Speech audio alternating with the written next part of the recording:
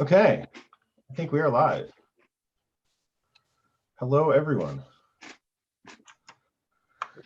Hey, you did. Jennifer's iPhone.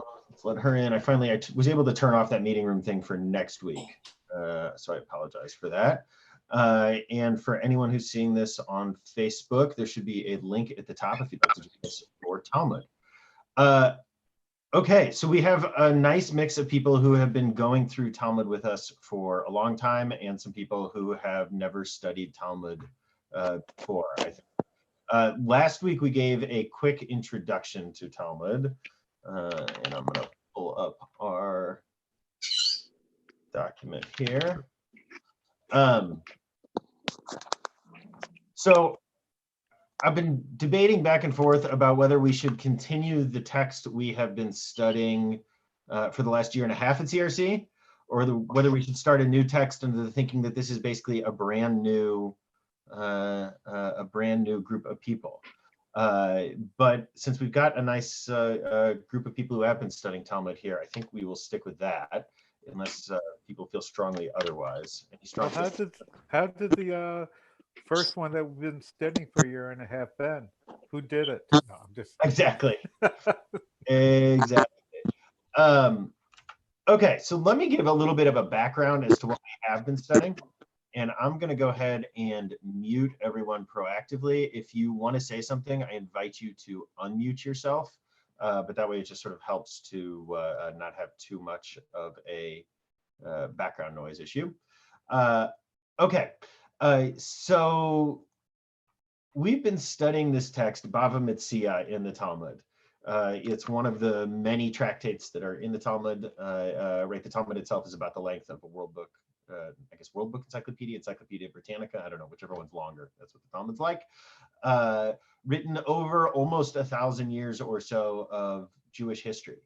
And so it covers every topic that you can imagine, and is almost never does it feel like what we normally associate with religious literature.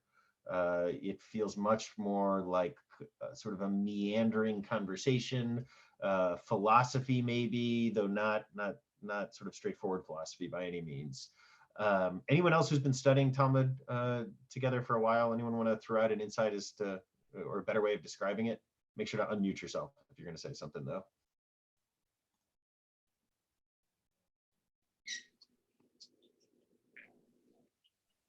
Wait a minute. No one? Okay. Just a note, anyone who's watching, I see 12 people are watching on Facebook. I invite you to, if you look up, you can click on the link for the Zoom meeting. I'm going to go ahead and try. Nope, that's not the link, but I will put it in here also for us, for anyone who sees it as a comment. But you should see in the description a link that will let you join the Zoom so you can actually be a part of the conversation. Okay, so this tractate of the Talmud, Bava Metzia, that we've been studying for the last year and a half, begins with the question of, if two people come, both clutching a garment, and a garment in this sense is something expensive with a lot of value and hard to replace. If two people come, both clutching a garment, and they both claim to have found it, not that they are the sort of original owner of it, but that they have a claim that they should be able to own it now. If two people come, what happens then? They both claim it, they both come to the court with an equal claim. So we've spent the last, I don't know, year and a half, 2 years, 177 pages of Talmud or so trying to answer this question. And I think it's fair to say we are no closer to an answer than we were a year and a half ago. In fact, in some profound ways, we are farther away. So those who have been doing this with me, what are some of the categories we have gone through? Will you unmute yourself and share whether Thomas or Paul or whomever? Are we talking about like the Gemara or the Mishnah? So analysis of what the rabbis think? Yeah. So, but with these categories of lost property, what are some of the issues that the Talmud has raised as things that we need to think about? Maybe I can give an example here.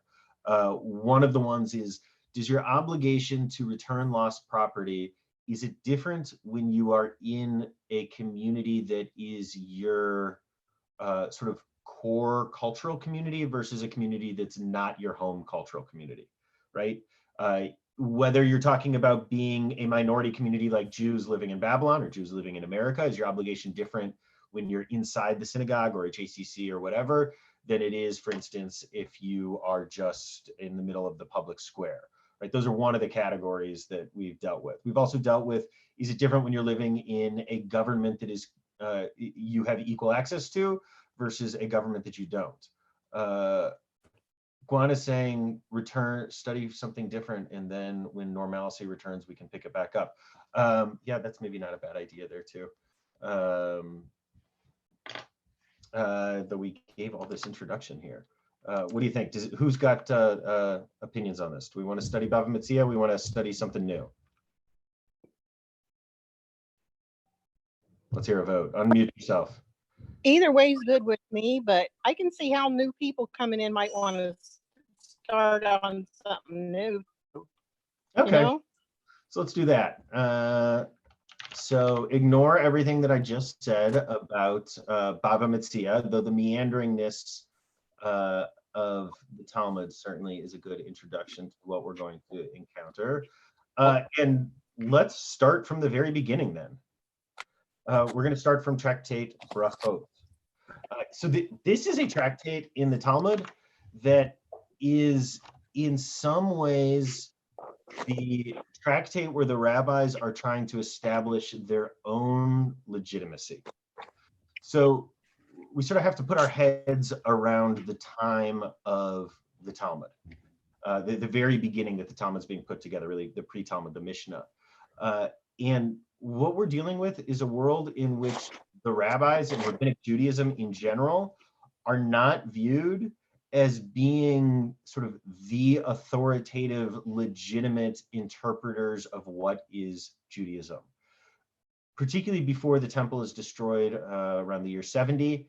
And really when we talk about the temple being destroyed, that's a symbolic moment that's talking about the destruction of a much broader civilization. But there is such trauma in another destruction throughout the empire around the year 100, and the final one with the Bar Kokhba rebellion around 133, 135. All of these traumas create an impossibility of returning to normal.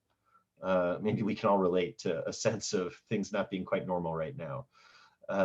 And so what happens is this really fringy group of people known as the rabbis, they had really not had much legitimacy while the temple was still standing. You hear these stories about the rabbis that they talk about how, the king would come and consult with them and the Caesar would come and so on and so forth. And this is really just later imaginings of some sort of past glory that never really existed. Maybe like our current political moment looking back to the 1950s sort of. But so what we get with this tractate in Brachot, talking about prayer, is a real attempt to create something new and make it feel like it is something old and authentic. Really, right? Part of this that I definitely want to keep coming back to over and over again are the ways in which I think authenticity and antiquity become merged in a lot of particularly classical Jewish thinking. Did that make sense? So let's jump in, and rather than giving so much or even more introduction than I already have, let me share my screen.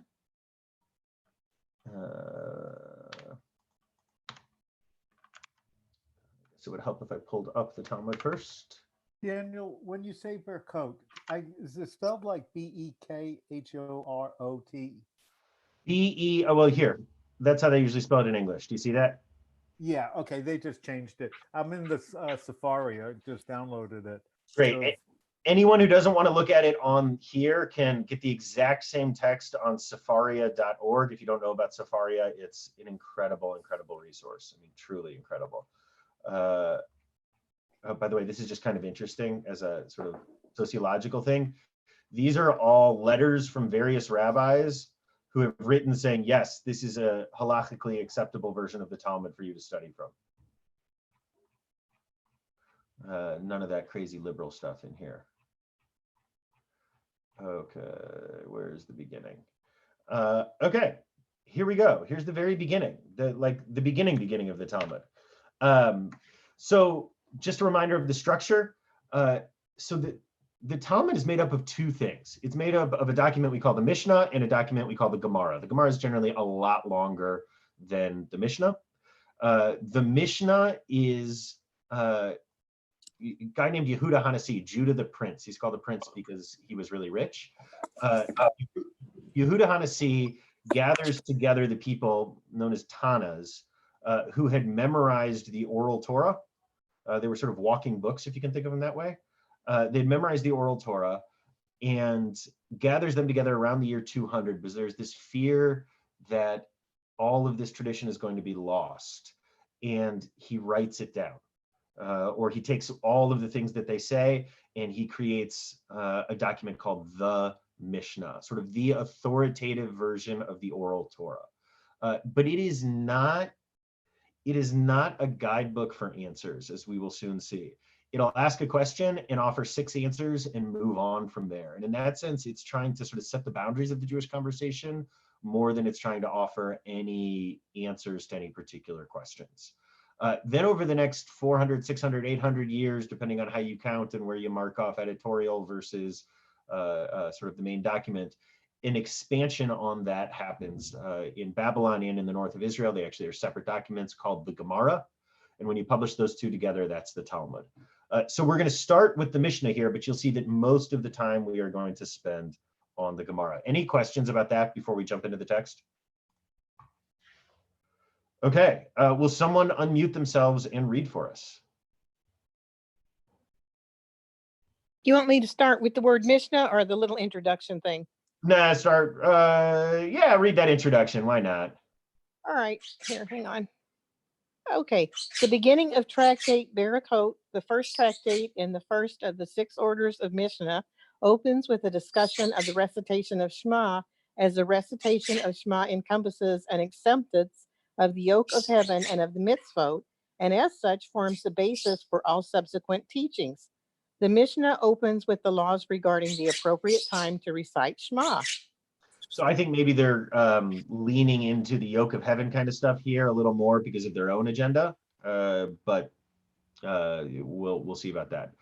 Just a note that brachot, where the name of this tractate comes from, is blessings, right? This is like a bracha that you would say today, a blessing. And so this is going to deal, this tractate, with all of the sort of laws of prayer. Though you'll see that that's a really expansive concept. And the other thing to remember is, in some profound ways, these are the people who are inventing the concept of prayer as we know it, and are inventing it, trying to tie it to something much older. Okay, Jennifer, you want to go for it? Sure. Mishnah, from when, that is, from what time does one recite Shema in the evening? From the time when the priest entered to participate. Pause for a second. So this first question, and for those who haven't studied Talmud before, we're going to pause a lot and talk about it. And I really invite people to unmute yourselves and join in the conversation too, please. And again, for those watching on Facebook, click the link at the top and you can join the Zoom. So what is this first question? What's really being asked here? From when does one recite the Shema in the evening? At what time is it too late to recite the evening Shema? Okay, at what time is it too late to recite the evening Shema, or too late to recite the morning Shema, or too early, or exactly, which is another way of saying what? Okay. I think it's another way of saying when is morning, right? Like, it's one of these core questions about time that we get so used to thinking of time as being about clocks that we miss. That, right, in a world without clocks, when is morning? So let's go ahead and look at some of these answers. You want to keep going? Sure.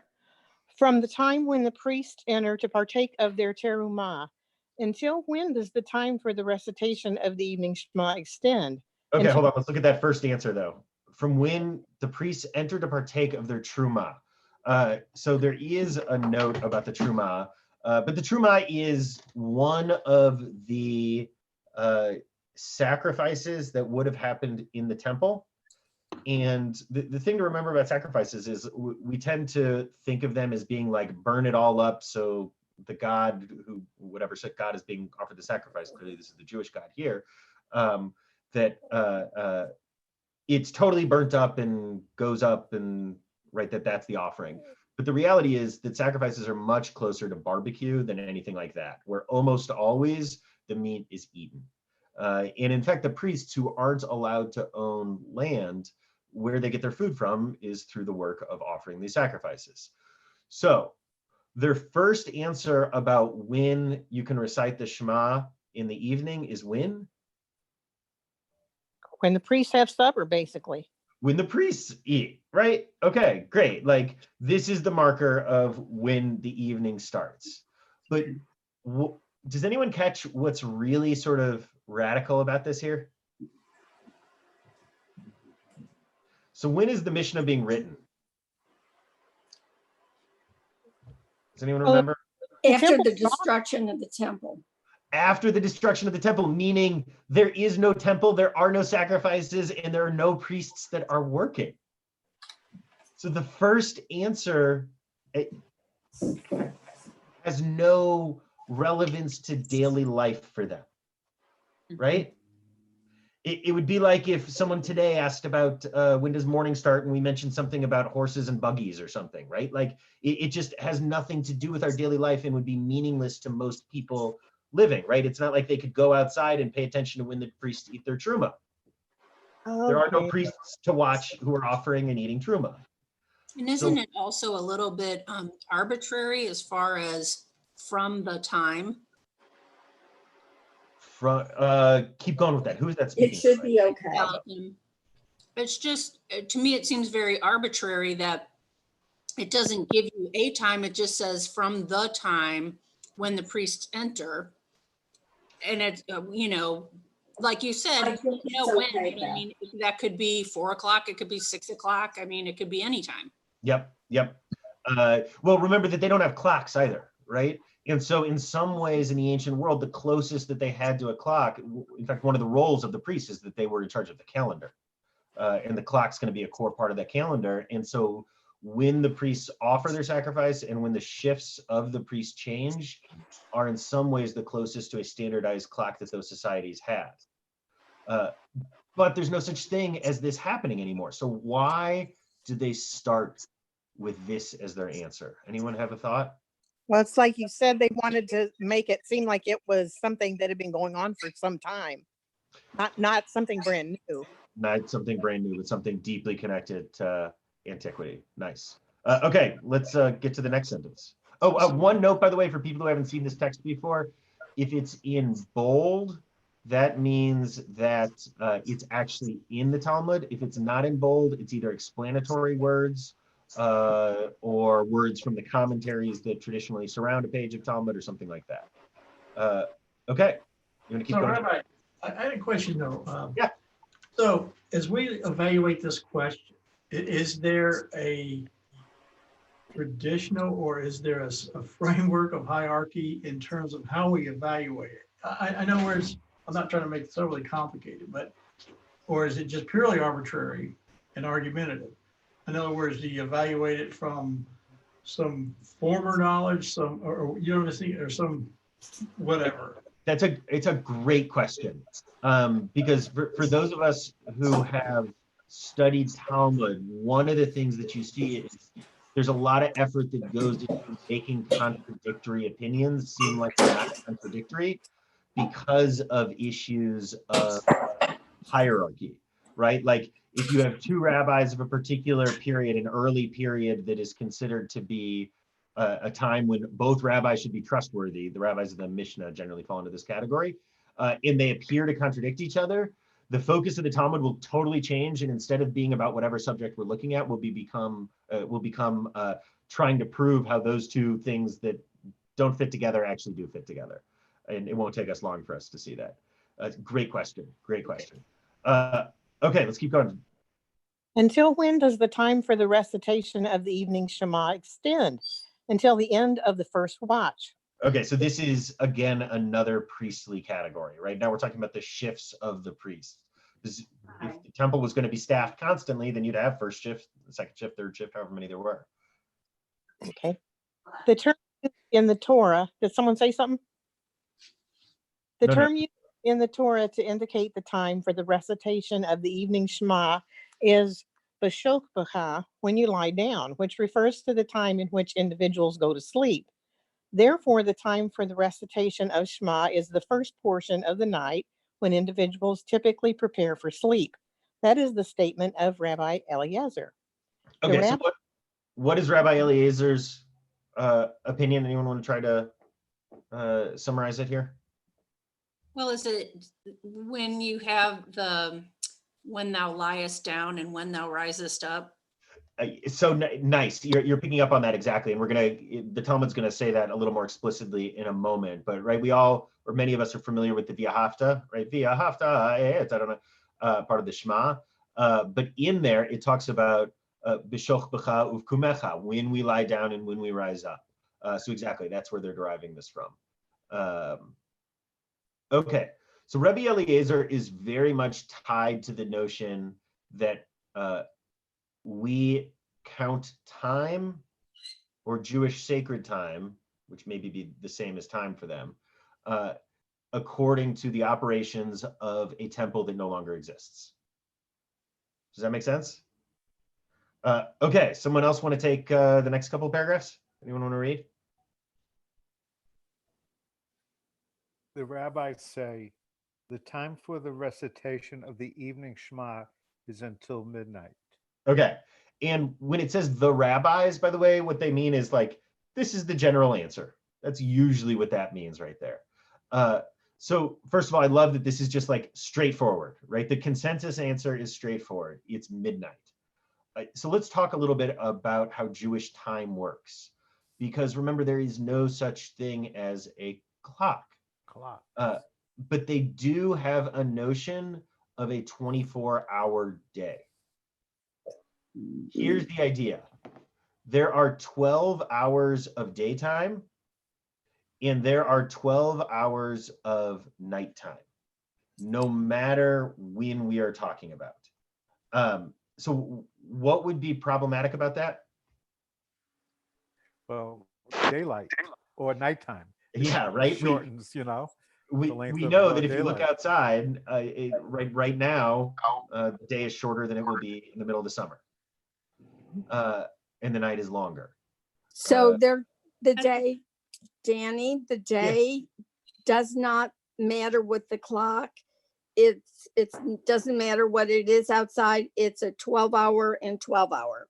12-hour and 12-hour. And so what that means is that the length of an hour is changing throughout the year, right? What you do is you divide up the night time by 12 and you divide up the daytime by 12. And notice that the length of one of those 12s in the day and in the night is not going to be consistent to each other and not consistent throughout the year. Does that make sense? How do you, is this based on, people in Israel? Because we're all in a different time zone, which I guess they wouldn't have understood back then, but how do we read that now? Yeah, interesting.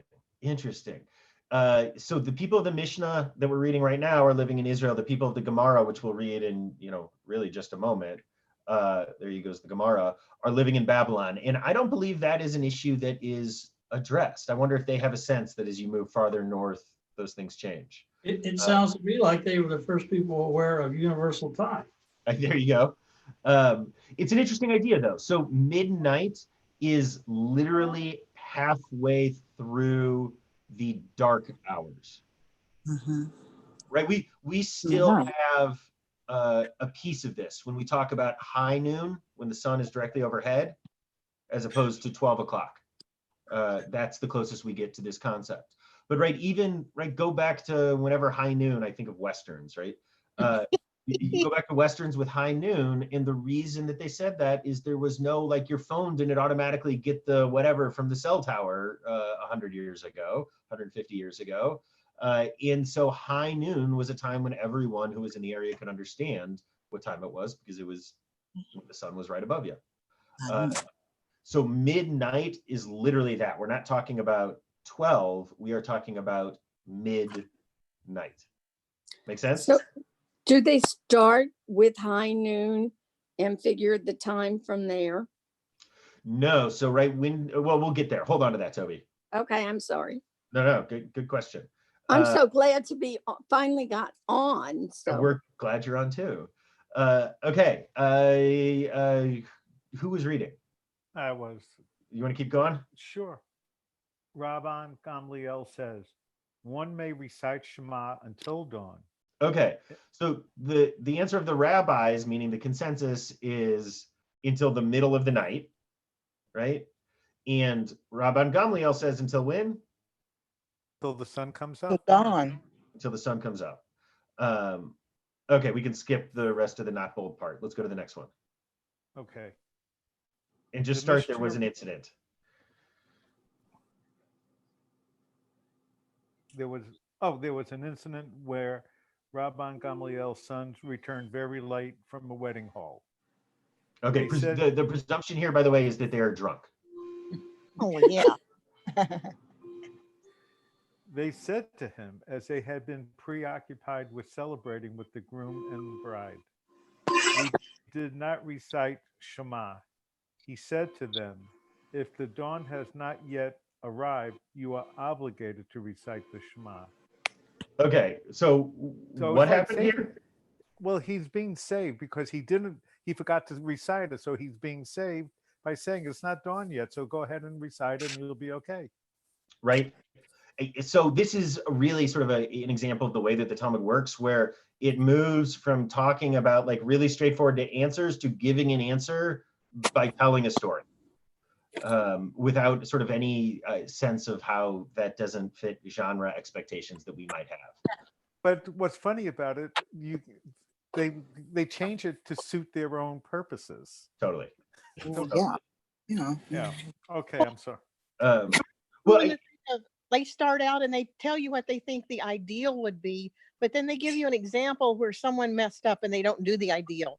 So That's then what they- that seems like a leniency. I love that. I love that, right? Like, this is really human here. It's not just a law. This is sort of the messiness of life. I love that. Okay, let's keep reading. Rabban Gamliel's opinion disagreed with that of the rabbis. He explained to his sons that the rabbis actually agree with him. And that is not only with regard to halakha of the recitation of Shema, but So rather halakha just means the the law. law. Mhm. But rather, wherever the sages say until midnight, the mitzvah may be performed until dawn. Okay, so let's back away. What's happening here? They're trying to make it more lenient so that if you don't have the time right, that you still can say the Shema. Okay, so we certainly are getting that with Gamliel. But then we have an issue. What's the issue? The sages. Right? What the sages or the rabbis, right? Right. What they set up here is that it's until midnight. And yet Gamliel, who should be considered one of the sages, is giving a totally different answer here. So for the Talmud, that's really problematic. And that almost always triggers a response of showing how these two things which are different are not actually different. And we're going to see the layering of the conversation through that. Did that make sense what I just said? Yeah. Okay. So Daniel? yeah. This is Renee Deal. Okay. I'm very struck by your use of the word layering. This sort of like layers of the onion type thing. Yeah. You know, if you're not happy with the outer layer, then you take it off and proceed to the next layer. Keep digging. Yeah. And this seems to be a quality of this rabbinic conversation. Totally. I sometimes will compare the Talmud to Wikipedia Mm. because it's a collective effort, edited and written through time, where it's not like the parts at the beginning were written before the parts at the end, but that it's constantly being rewritten and added to. And like, we'll see it particularly as we get into the Gemara, where you'll see that like 200 years after the conversation, someone will split the text and have a whole paragraph about why they think the person before that was wrong, but then jump right back in where the text used to not be split. So it's really, in that sense, Wikipedia-like, or like the wilder version of Wikipedia used to be, maybe. Wikipedia is tamer than it used to be. Okay, so let's keep going here. Someone want to read?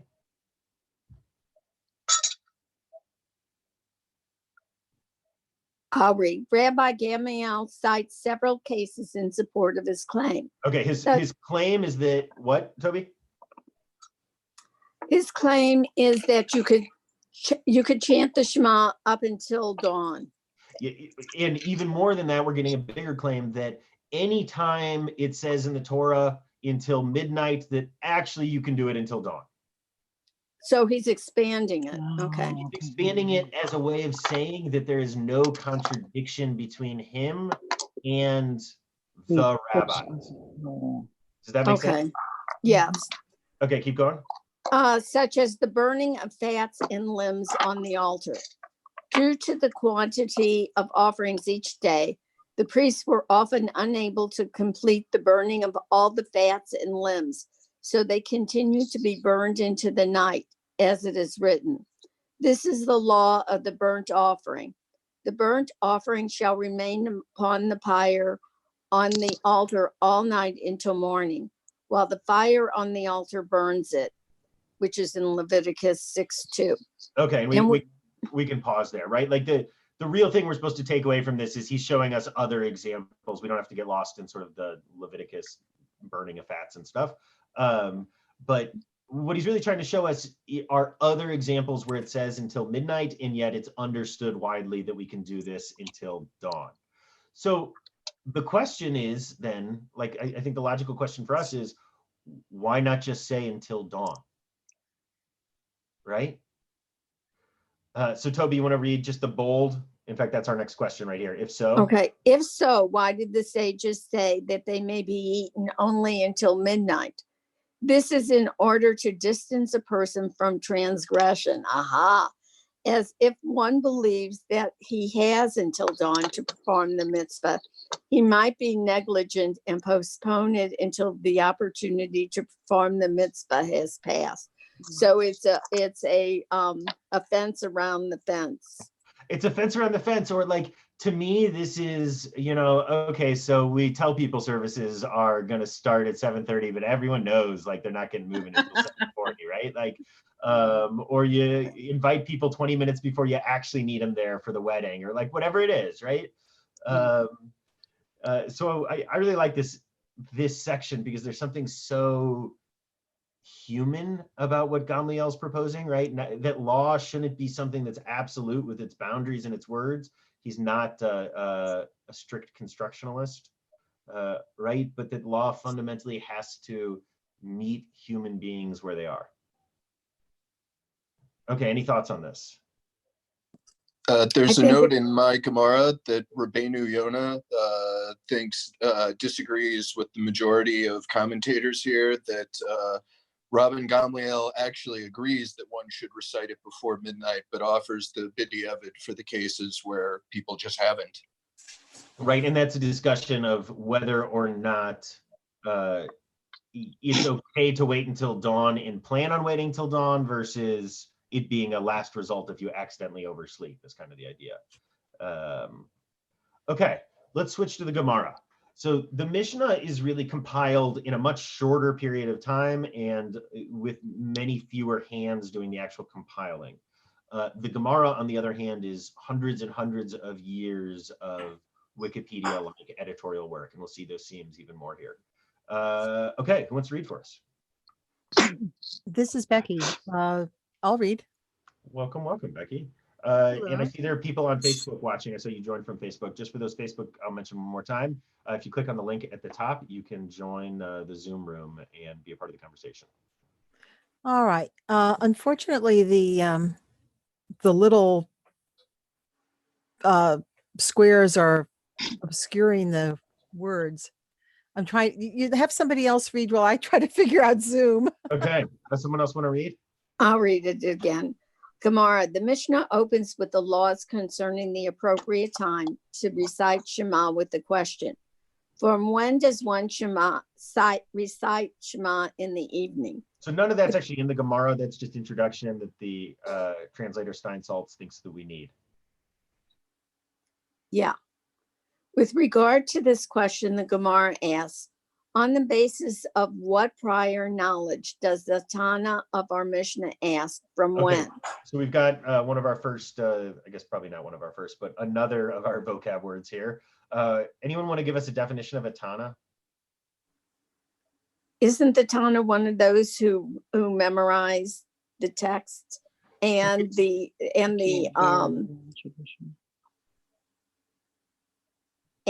oral Torah? So Nice. it's very early.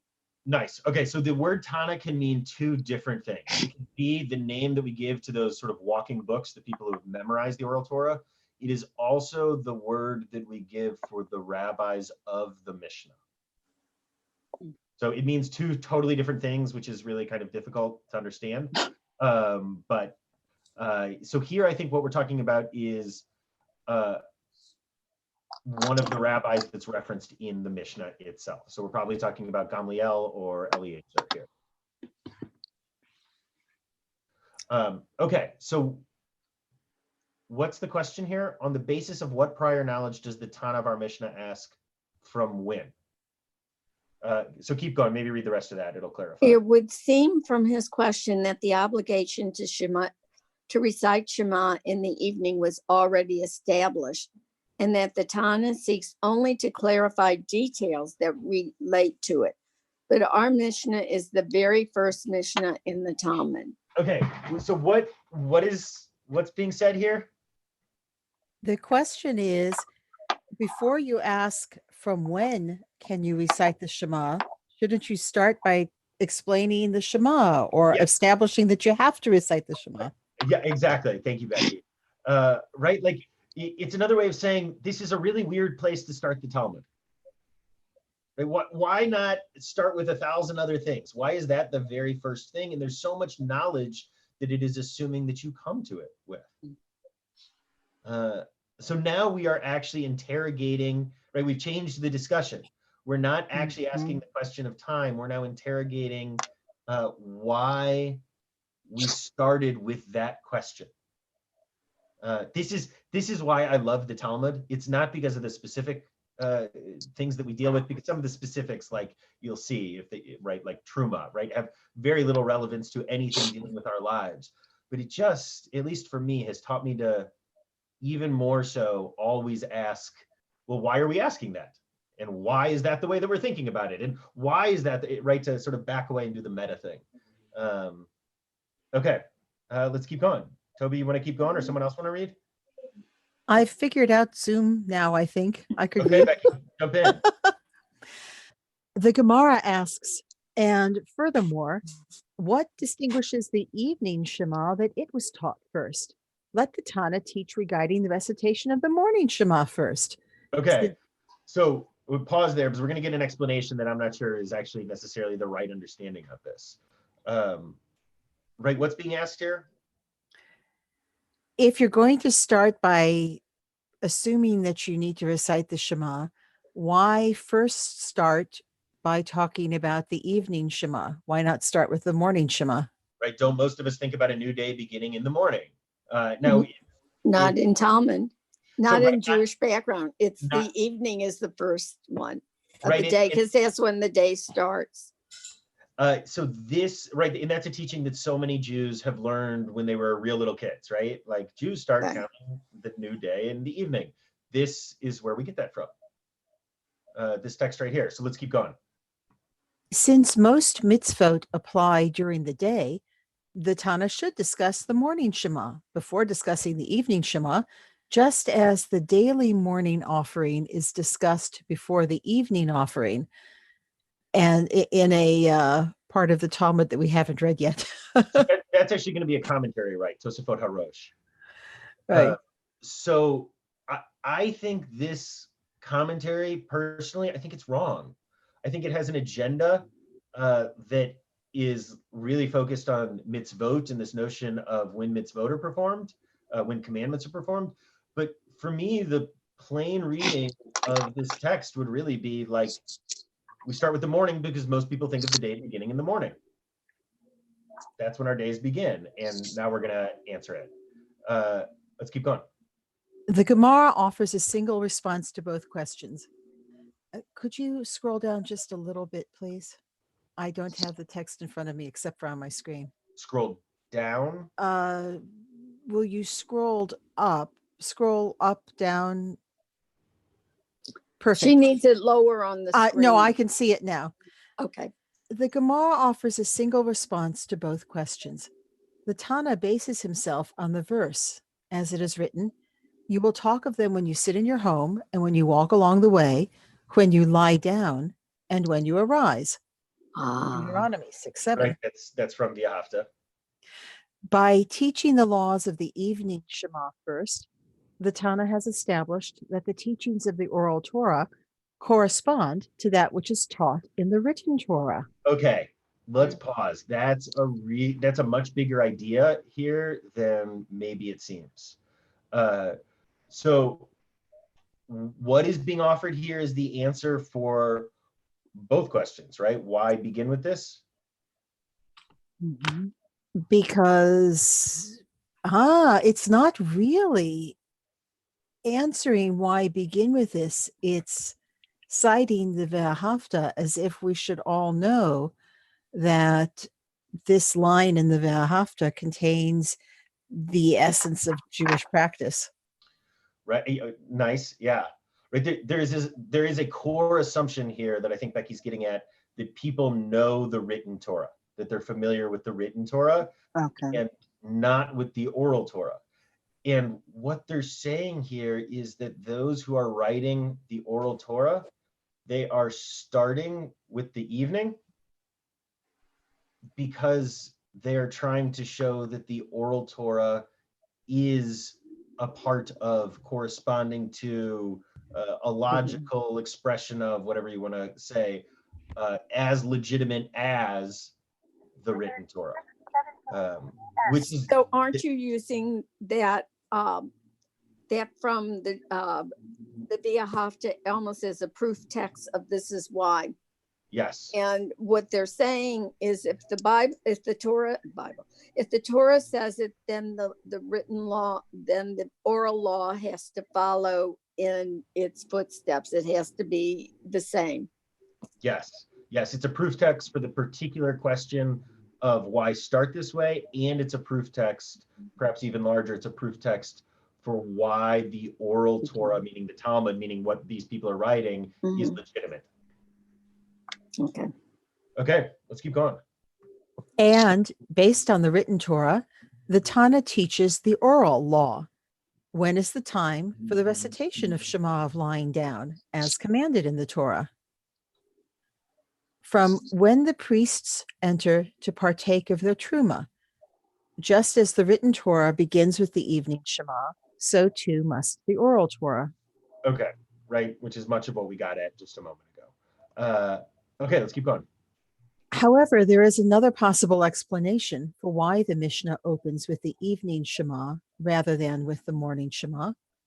If you wish, you could say instead that the Tana derives the precedence of the evening Shema from the order of the creation of the world.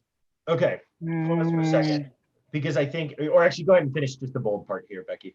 As it is written in the story of creation, and there was evening and there was morning one day. Great. So I think we're seeing one of the seams in the text where we can see different authors of the Wikipedia here, right? And these people could be hundreds of years apart. We have no sense of that, I think. I mean, maybe there are scholars out there who do have a sense of that. I don't. But right, this is someone else inserting themselves into the text saying, no, I think there's a better proof text of why they started with this. And at that level, there is this intellectual game, this one-upsmanship that's happening here. Does that make sense? Through the centuries. Okay, let's keep going. according to this verse, day begins with the evening and not the morning. You can For jump to the both next of these paragraph. reasons, it was appropriate to open the discussion of the laws of the recitation of Shema with the evening Shema. The Gemara asks, if so, why does the latter clause of the Mishnah, which appears later in the chapter, teach in the morning one recites 2 blessings before Shema and 1 blessing afterward, and in the evening one recites 2 blessings before Shema and 2 afterwards? Okay, pause for a second. Anyone recognize what blessings those would be? Think about the Yotzer and Mariv. nice. Nice. And in the evening, what's the extra blessing that happens? Hashkivenu. Ashkivenu, right? We can say it and we can sort of hear Rabbi Randy. Okay. So what's it saying here? Later on in the Mishnah, it's going to start talking about the morning Shema first and its blessings, and then the evening Shema and its blessings. Yeah. But it's also saying that if there are these blessings that happen before the Shema, shouldn't we have started by talking about the blessings you say before the Shema, before you teach the Shema, which goes back to your point also. So again, we've returned to a discussion about, right? We moved from a discussion of which proof text is best here, back to a discussion that's dealing with, oh, my brain just like blanked on me here, based on the reasoning of the Shema, about what order we teach in and what we should teach first, right? And here there's a suggestion that something else should have been taught before this. Again, it seems like kind of a funny place to jump into the Talmud, right? Why begin here? The Gemara answers, indeed, the Tana began by discussing the laws regarding the recitation of the evening Shema, and then taught the laws regarding the recitation of the morning Shema. But once he was already dealing with the morning Shema, he explained the matters of the morning Shema. And then he went back and explained the matters of the evening Shema. Okay, right. And that speaks to what you were talking about a moment ago, Becky. Someone else want to read? Anyone want to jump in? The Gemara proceeds to clarify the rest of the Mishnah. The master said in the Mishnah that the beginning of the period when one recites Shema in the evening is when the priests enter to partake of their terumah. However, this does not specify a definitive time. When do the priests enter to partake of their terumah? Okay, right. Now we want to get technical about how, if we're going to base this on the priests, what did the priests base it on? Okay. Uh-huh. And keep going, please. From the time of the emergence of the stars. If that is the case, then let the Tana teach that the time for the recitation of the evening Shema is from the time of the emergence of the stars. Okay. So this is both an attempt to summarize and I think a critique of like, well, if that was the case, why not just say that? Right. Why is it saying that you recite it at the time when the priests enter to partake of Truma, when that's the time when stars come out? Why not just say at the time when the stars come out? Exactly. And okay, sorry. No, go ahead, please. I just get a sense that the Tanaim are trying to imagine, to evoke an earlier time and their connection to it. They want to literally feel like they were there. Yep. And I think I mentioned it before you came, Renee, but to me, I think this extends throughout Judaism. I think it's often problematic too. But one of the themes that you come back to over and over throughout the Talmud is the notion that authenticity and antiquity are the same thing.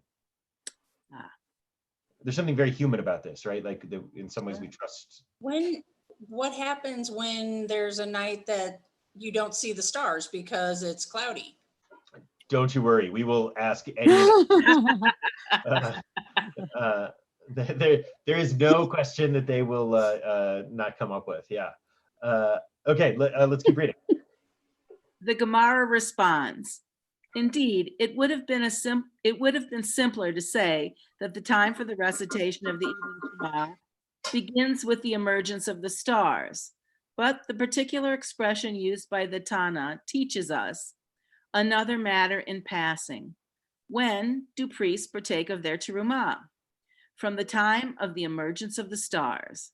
And the Tana teaches us a new halacha parenthetically. Failure to bring an atonement offering does not prevent a priest from eating terumah.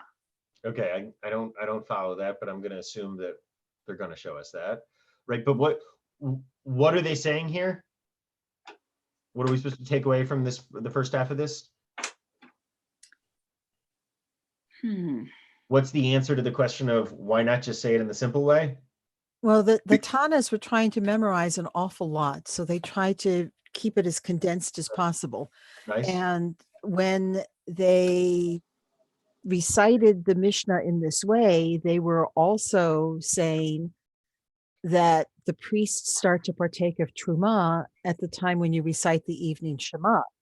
And everybody knows that you do that when the stars come out. So I think that's the only explanation. Nice. Actually, it condenses the things that we have to do. So, when the stars come out, you can eat the truma and you have to say the Shema. Nice. I think the two of you are saying right. Actually, things here. Yeah. Okay, let's keep reading. Okay.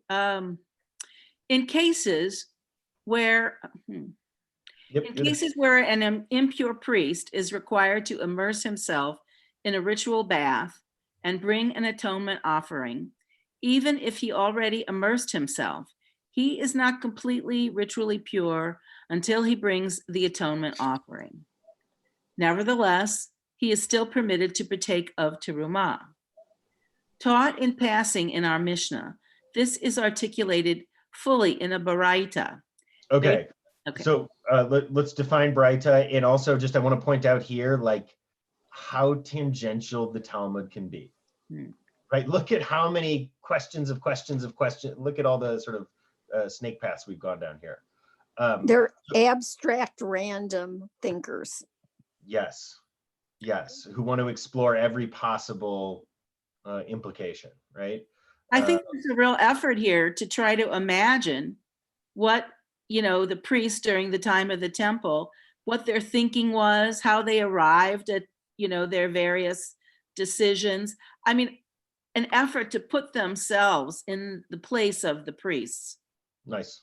Literally recreate their thinking. Recreate their thinking and recreate their legitimacy. And their experience, yes, right, and establish their authenticity, exactly.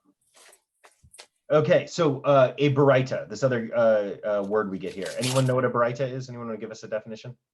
A baraita is a statement of the Tanaim that did not make the Mishnah. Nice. But it has the same level of authenticity as a Mishnah.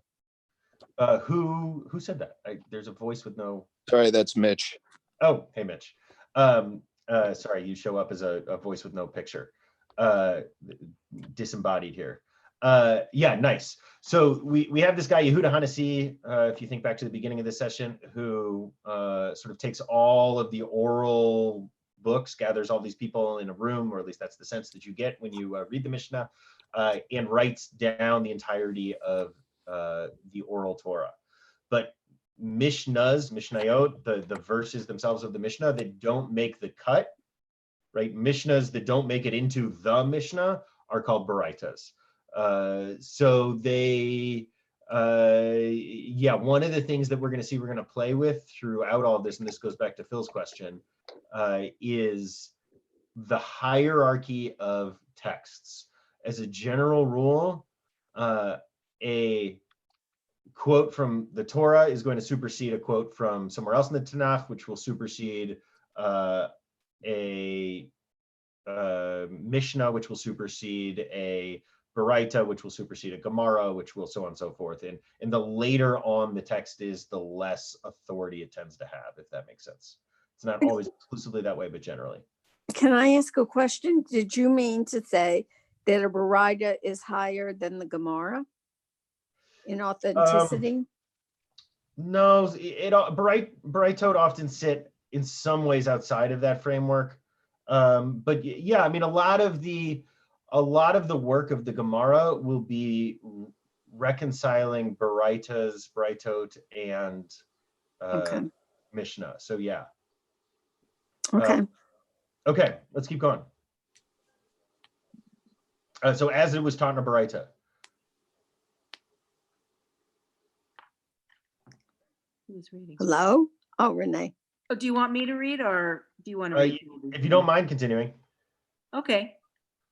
As it was taught in a Baraita, with regard to the laws of ritual impurity, it is said, one who touches it remains impure until evening. He should not eat of the consecrated items, and he must wash his flesh with water. And the sun sets, and it is purified. Afterwards, he may eat from the terumah, for it is his bread. From the passage, and the sun sets, and it is purified, that the absence of the setting of his sun prevents him from partaking of terumah, but failure to bring the atonement offering does not prevent him from partaking of terumah, may be inferred. Okay, so again, I'm not sure that this piece is that interesting for us, but it's answering a pedagogical question, which was, and it's telling me my internet connection is not stable, so maybe you're not hearing me great right now. I apologize if you're not. It's asking the question of why not just say it in the simple way? Why not just say 3 stars? And the answer here is so that you can learn 2 things at once, even if the second one may not have been terribly interesting for us. Okay, we're going to call that a wrap for our first online virtual Talmud session with Brachot. So this is a totally different tractate. We're going to be going through Brachot as long as we're online, and when we're back in person, we'll return to Bava Metzia. Oh, I'm so glad. Brachot is like my favorite. So that's, I figured it'd be more approachable for people starting. It's a lot more approachable. In half an hour at 7 o'clock, we're going to continue with A Rainbow Thread by Noam Sienna, 2,000 Years of Queer Jewish Texts. Really an incredible book. And we're getting into modern texts today. So we're going to be going through the 1930s. A lot of really, really interesting stuff. So I hope you'll join us at 7 o'clock. It'll be a Zoom meeting. Again, go to the website to get the Zoom link, centralreform.org/community. That's always the case, by the way. You can always get into Talmud or Zoom or wherever you want to go. Go to the website and click on the link there. We did that on purpose because that way we can have the flexibility if we have to rearrange the Zoom or whatever it is, that it doesn't matter if we won't send out links. You just go to the website and I can just update the website to always be accurate. So 7 o'clock, hope you'll join us. Go to centralreform.org/community, click on A Rainbow Thread and join the Zoom link there. So Rabbi, you had a PDF that you were reading from that you were displaying. Was that from Sefaria for download? So that's not from Sefaria, that's from Koren, who are the original translators of it, Koren. It's the same as the book that we have. You can buy the PDFs, which include all of the notes, which I think are really nice. They're $10 each. I'd encourage you to buy it if you'd like. It's the exact same text as the Koren translation of Brachot that you can get on Amazon for, I don't know, $30. And the translation doesn't include the notes, doesn't include the pictures, is the same as you'll get on Sefaria. And so is it at a specific site then? You can get it on oh no, if you want the PDF, you got to go to Koren Pub, KORENPUB.com, I believe is what it is. Okay. Okay, hopefully I will see people in half an hour. Thank you, Danny. Thanks, Daniel.